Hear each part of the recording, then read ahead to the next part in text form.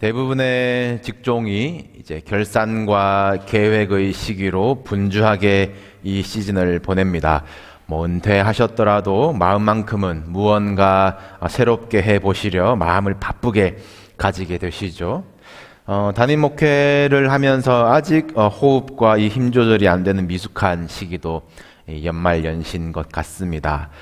회의나 예배 횟수 때문은 아니고요.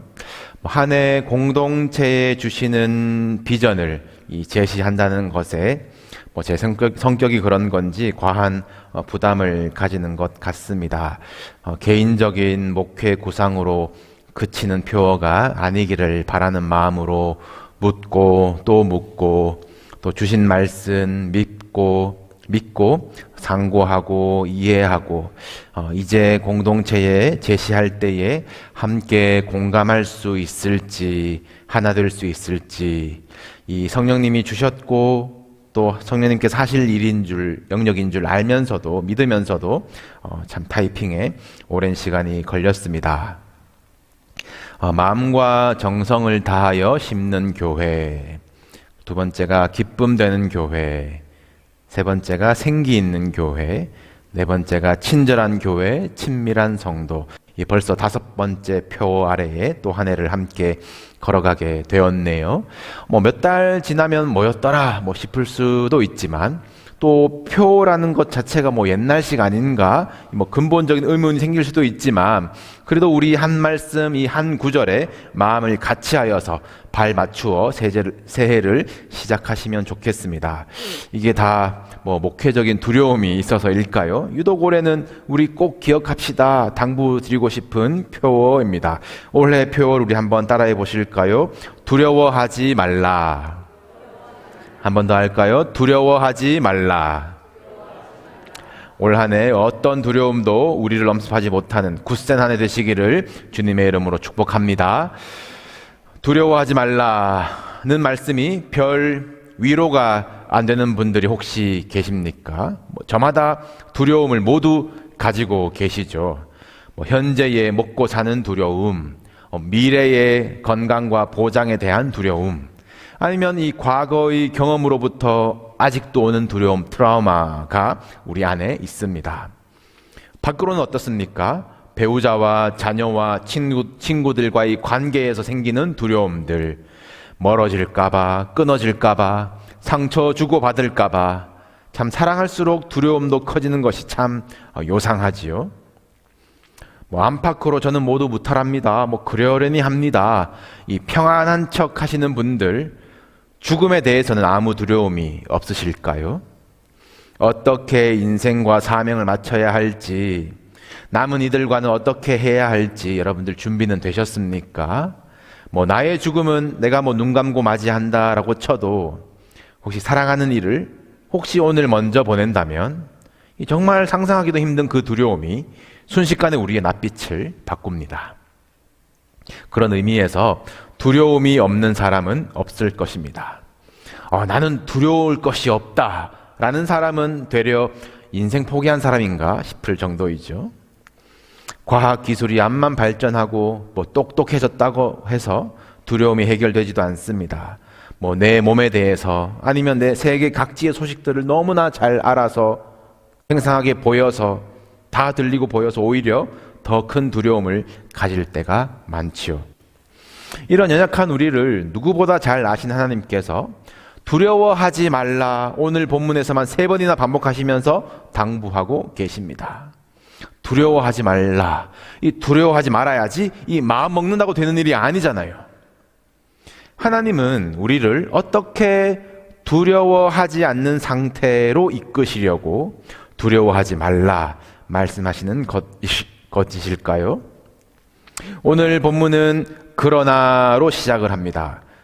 그리고 나서는 두려움에 대한 하나님의 방법을 알려주시는 거니까 이 그러나 앞에는 이 반대의 이 대조되는 방법, 이 세상의 방법이 나오는 것이겠죠. 읽지는 않았습니다만 오늘 본문 앞에 나오는 두려움에 대응하는 세상의 방법은 한마디로 우상을 흔들리지 아니하게 하는 것이었대요.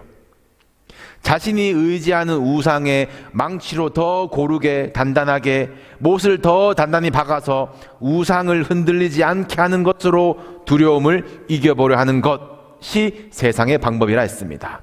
우스운 장면이죠. 두려움과 불안에 흔들리는 것은 자기 자신이면서 우상을 더 견고히 하겠다라는 겁니다. 모순적인 상황입니다. 내가 컨트롤해서 내가 굳세게 만들고 내가 붙들어주는 우상이, 내가 도와주지 않으면 서 있지도 못하는 그 우상이 무슨 나의 두려움을 해결해 줄 수 있을까요? 그런데 이게 어쩔 수 없는 인간의 본능이거든요. 두려움 앞에서 가린다고 사라지는 것도 아닌데 눈을 감아버리는 것, 지푸라기라도 손에 잡아보려고 허우적거리는 것, 부질없는 줄 알면서도 뭐라도 해야 한다라는 것이 인간의 본성 아니겠습니까? 두렵고 불안할 때마다 여러분이 의지하는 것은 무엇입니까? 두렵다 생각했을 때에 먼저 찾게 되는 것이 하나님이 아니라면 우리에게 우상이 아닐까요? 두려울수록 내가 더 단단하게 못질하는 우리의 우상은 무엇입니까? 자녀에 대한 불안과 두려움, 그거는 내 안에 있는 문제인데 혹시 자녀에게 못질하고 있는 것은 아니십니까? 앞날을 위해서 저축하는 것이 지혜다라는 잠언도 있지만, 두려움과 불안할 때에 이 문제 얼마가 들까, 얼마나 손해가 날까 돈이 생각난다면, 얼마로 해결할 수 있을까 거기에 생각이 쫓아간다면 재물이 우상이 됩니다. 얼마를 가지고 있으면 미래의 불안이 사라질까요? 흔들리는 것은 자기 자신이면서 더 튼튼하게 재물 붙들려고 애쓰고 인생의 모든 목적과 지혜가 수단 방법 가리지 않고 재물 더 크게 쌓아놓는 것에 골몰하게 만드는 오늘날의 문화가 금송아지만 눈에 안 보일 뿐 우리가 마주한 가장 강력한 우상일 것입니다. 성경 속 이스라엘이나 오늘날 우리나 똑같이 우상 앞에 절해야 살아남을 수 있을 것 같은 이 시대 속에 하나님은 우리를 부르십니다. 세상은 그렇지만 그러나 나의 종 너 이스라엘아, 내가 택한 야곱아, 나의 벗 아브라함의 자손아, 우리를 부르시는 하나님의 호칭입니다. 이것이 우리의 정체성, 우리의 소속이 되어야 하는 거예요. 하나님의 종 이스라엘, 하나님의 종 우리 성도님들, 여기 이 종이라는 것은 우리의 신분이 종이다 노예다라는 것을 말하는 것이 아닙니다. 우리가 누구에게 종속되어 있는지 그 관계와 소속을 말하는 것이에요. 종이 자기 살림 걱정합니까? 주인이 공급하는 것으로 사는 것이에요. 우리 주인이 심지 않은 데서 거두고 긁어모으고 야박한 주인이십니까?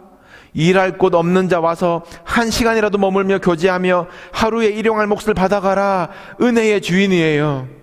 자비와 사랑이 전제된 주인과 종의 관계입니다. 이 관계가 우리 소속이 우리가 잘나서 가진 것이 아니죠. 너 이스라엘아, 내가 택한 야곱아.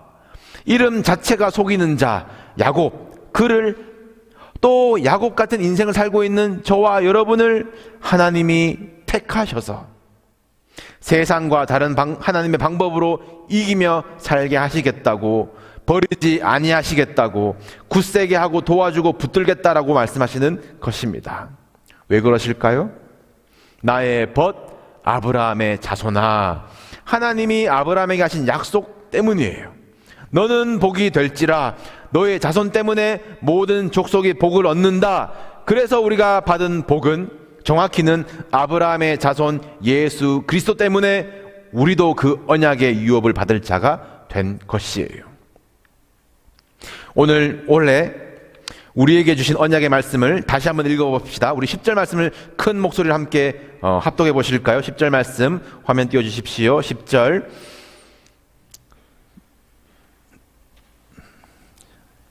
말씀 다 같이 시작. 두려워하지 말라, 내가 너와 함께함이라. 놀라지 말라, 나는 네 하나님이 됨이라. 내가 너를 굳세게 하리라. 참으로 너를 도와주리라. 참으로 너의 의로운 오른손으로 너를 붙들리라. 아멘. 약속하신 바를 끝까지 지키신 하나님께서 약속하시기를 참으로 너를 도와주리라. 참으로 나의 의로운 오른손으로 너를 붙들리라. 오늘 우리에게 약속하고 계신 줄로 믿습니다. 여러분, 두려워하지 마십시오. 하나님이 우리와 함께 하십니다.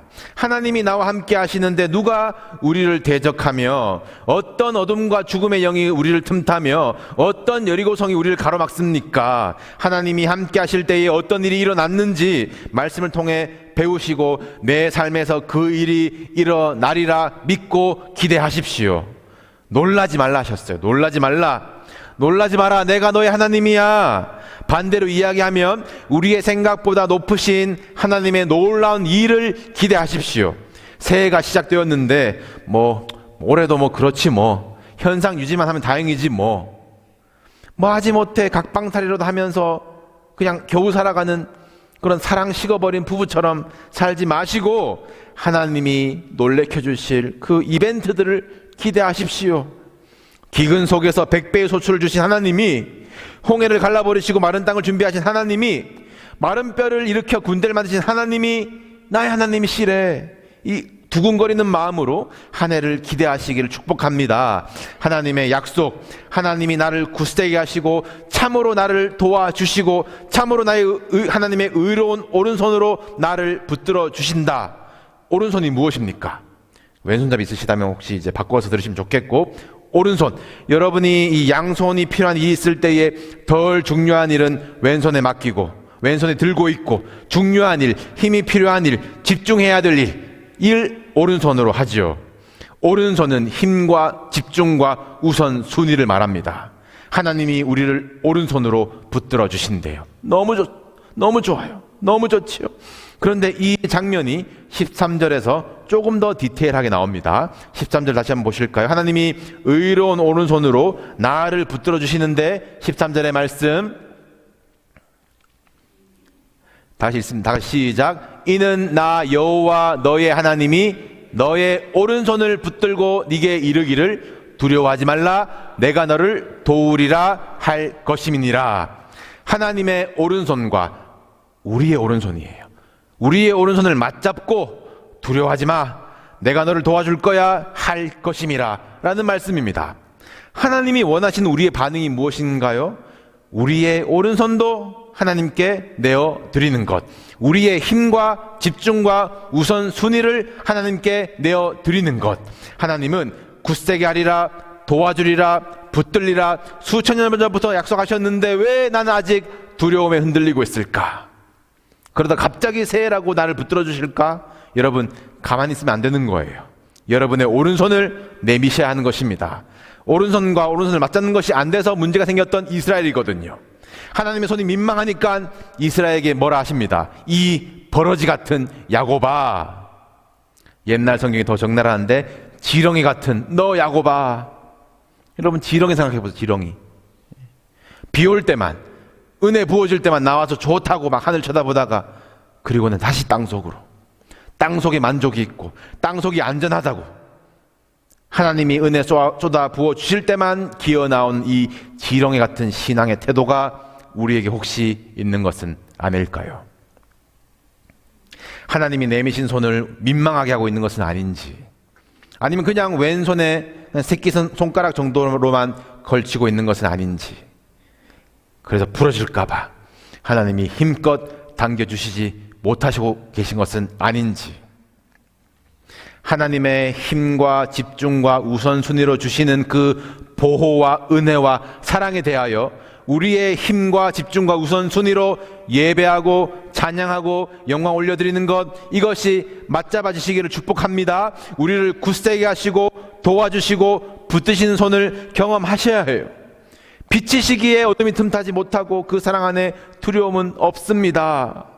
그런데 우리가 이 조금만 더 오늘 본문의 이 배경을 알아보면 본문의 톤이 바뀝니다. 이 이사야서의 예언은 이제 너네가 곧 바벨론에 의해서 나라가 멸망당하고 포로로 끌려갈 것이다 라는 예언이에요. 그리고 41장은 학자들이 이 고레스 왕의 출현을 예언하는 것으로 이제 보는데, 이 놀라지 말라라는 것에 대해서 그 짱짱했던 바벨론이 아무것도 아닌 것 같이, 허무한 것 같이 순식간에 페르시아에게 멸망당할 것이다, 놀라지 마라 라는 것으로 해석을 합니다. 그리고 이 일을 누가 행하였느냐? 나 여호와라. 이 역사가 하나님의 주권으로 이루어진다라는 내용인데, 그 속에서 하나님의 백성에게 너네 두려워하지 말라라는 용기를 주시는 배경입니다. 어떻습니까? 조금 삐딱하게 받자면, 그럼 바벨론이고 페르시아고 좀 해결해 주시지, 치워 주시지, 제압해 주시지, 주권이라면서요. 왜 바벨론, 페르시아라는 이 확실하고 거대한 환란으로 우리를 고통받게 하시나?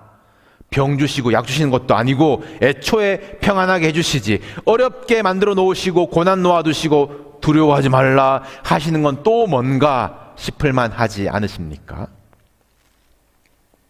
사랑하는 성도 여러분, 고난과 환란이 우리를 고통스럽게 하는 것이 아니에요. 고난과 이 환란이 우리를 두려움과 불안과 절망으로 끌고 가기 때문에 힘든 것입니다. 고난과 환란, 또 우리가 거스를 수 없는 세월의 노쇠함, 이것들이 자꾸 우리를 두려움으로 끌고 가지만 우리를 붙드신 하나님의 오른손이 우리를 환란 중에서도 즐거워하게, 환란 그리고 인내를, 인내 그리고 연단 후에 소망을 이루는 줄 알게 하시도록 우리를 굳세게 붙들어 주신 줄로 믿습니다. 이어지는 구절이지요. 소망이 우리를 부끄럽게 하지 아니함은 우리에게 부어주신 성령으로 말미암아 하나님의 사랑이 우리 마음에 부은 바 됨이니, 하나님의 사랑이 우리에게 부어지는 거예요. 붙들린 자에게 부어지는 거예요. 그 사랑 안에 두려움이 없다라고 하셨습니다. 온전한 그 사랑이 두려움을 내쫓는다라고 성경은 증거합니다. 여러분, 하나님이 우리를 택하셨고 부르셨습니다. 너무도 사랑하셔서 우리 하나님이 되고 싶어 하시고 함께하고 싶어 하세요. 우리를 굳세게 하시려고, 도와주시려고, 붙들어 주시려고 오른손을 내미시는 하나님이십니다. 여러분, 두려워하지 마십시오. 여러분의 손을 내미십시오. 하나님이 이끄시는 대로 하나님이 주도하시는 인생 되십시오. 하나님을 신뢰하십시오. 하나님께 붙들릴 때에 땅 보고 살았던 그 버러지 같았던 우리 인생을, 다음 장 넘어가시면 보이거든요. 너희가 물 가운데로 지날 때에 너와 함께 할 것이라. 불 가운데 지날 때에도 불꽃이 너를 사르지도 못하리라. 내가 너를 지명하여 불렀나니 너는 내 것이라. 이 하늘 백성으로 이 땅을 통과할 줄로 믿습니다. 올 한 해 어떤 일들이 우리 앞에 기다리고 있을까요?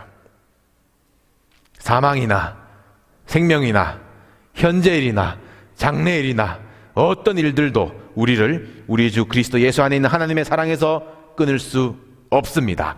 하나님의 이름을 걸고 우리의 방패가 되어주시기 때문이에요. 하나님의 오른손은 절대 놓지 아니하는 능력의 손이기 때문입니다. 여러분, 두려워하지 맙시다. 예배 승리하며 우리 오른손을 뻗읍시다. 여러분들에게 용기 드리는 목회하겠습니다. 새해 우리가 마주할 많은 일들, 웃을 일들, 눈물 날 일들, 그 앞에서 확실한 두려움들도 불확실한 불안들도 모두 하나님의 신실하신 주권에 있으며 그 사랑을 신뢰하며 우리 절망하지 말고 두려움에 지지 말고 이 버러지를 구속하신 이스라엘의 거룩한 이의 손을 잡고 나아가는 저와 여러분, 우리 교회 되기를 주님의 이름으로 축복합니다.